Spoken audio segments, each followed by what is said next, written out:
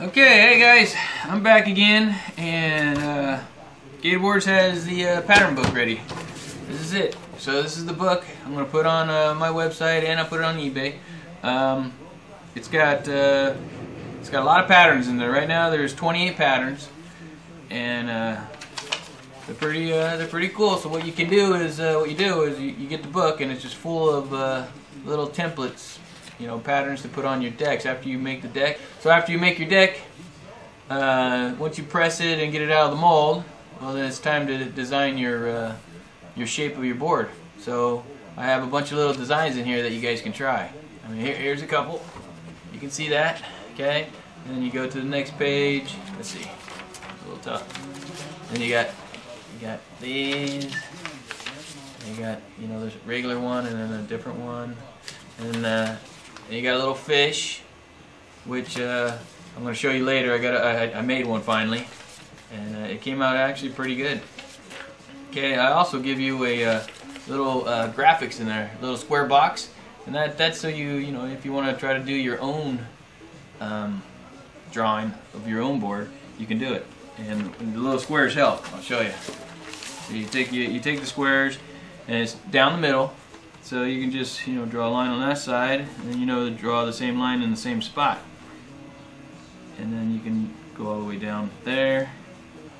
So basically the squares are just to help you get the board close to what a design you want to do. Okay? So you can but you can do any design you want. And that's basically what this book's for. You know, you can look at these designs and say, oh, okay. Oops. Alright, I'm not that good. But if I follow the squares, see, I've tried to rush. So if you follow the squares,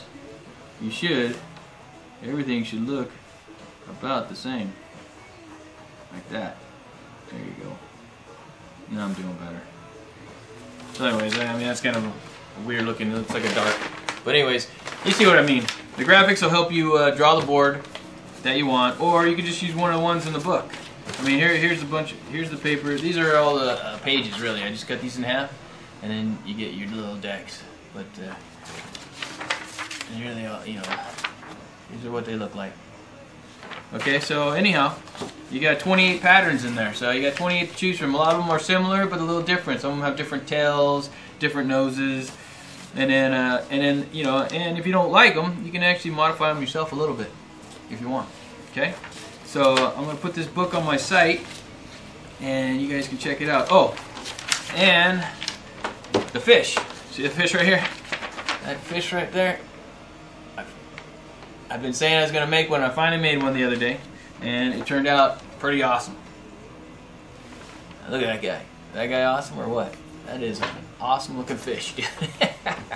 That thing is cool. So anyways, I'm not a very good fingerboarder. So what I'm going to do is I'm going to add Fingerboard Selective. I don't know if you guys know that, but FSS. He's pretty funny, and he does great videos. You guys should go check him out. It's Fingerboard Selective if you want to check him out. But they do. He does really good stuff. But I'm going to send this to him and see if he can hook it up and show us what you can do on this fish. But it's pretty cool. Wait, it goes like this. Fishy in the water. But anyhow, it turned out pretty good. Now these little the cracks and stuff, it's kind of hard to make. But you know, I cut it out like a regular board, and then I found out that I needed to make some tools to make these little grooves. Now watch this. All I did is I took a tongue depressor, and after I cut out these holes, these ribs, it was really hard to do by hand. So I made a tongue depressor, and I glued a piece of some grip tape on it. Now this, you know, this is I like this grip tape. It's really nice. It's wet, dry grip tape. It's better than most of the grip tape or sandpaper out there. Sorry, sandpaper. So I put the sandpaper. So anyways, you can get into grooves. You can round those edges with this thing, and you could round the nose really nice too. I didn't know that, so I might even start using this on regular decks. And I'm thinking about doing regular decks again, and then start selling them again. And then oh, and the tail is rounded, so it was kind of hard. So I decided, hey, you know what? I'm gonna make a dowel. So the dowel actually, I don't know if you can see that, could go in there and sand it pretty nice. So I got it down to looking really pretty nice. So all I did is I just made a sand. So I got a wooden dowel, and the dowel doesn't have to be wood. It could be a pencil or something, and you just put a piece of sandpaper around it, and then you start sanding. And this is just a tongue depressor, which is with sandpaper on it, and it's awesome. It works. I can't believe how good this thing works. This thing is pretty cool. You guys definitely, if you decide that you want to make one of these fish boards, you're going to definitely need one of these. Okay? Okay, so I'm going to send this off to Fingerboard Selective to see if what he can do on it. So hopefully you can do everything you do on a regular board. Maybe not, because that tail's kind of weird. But I don't know. Who knows? Okay? So anyways, look for this book. It's coming out. I'm gonna post it. Probably put it on today or tomorrow. Fingerboards on your decks. Oh yeah, and then the drill bits. I'm gonna start selling these drill bits. A lot of you've been asking for the drill bit sizes and stuff, but you know, it tells you what it is. It's a 1/8 inch drill bit and a 1/16 drill bit. You know, just so to drill your holes in your decks. You know, drill the holes in the decks and do the little chamfer hole on top.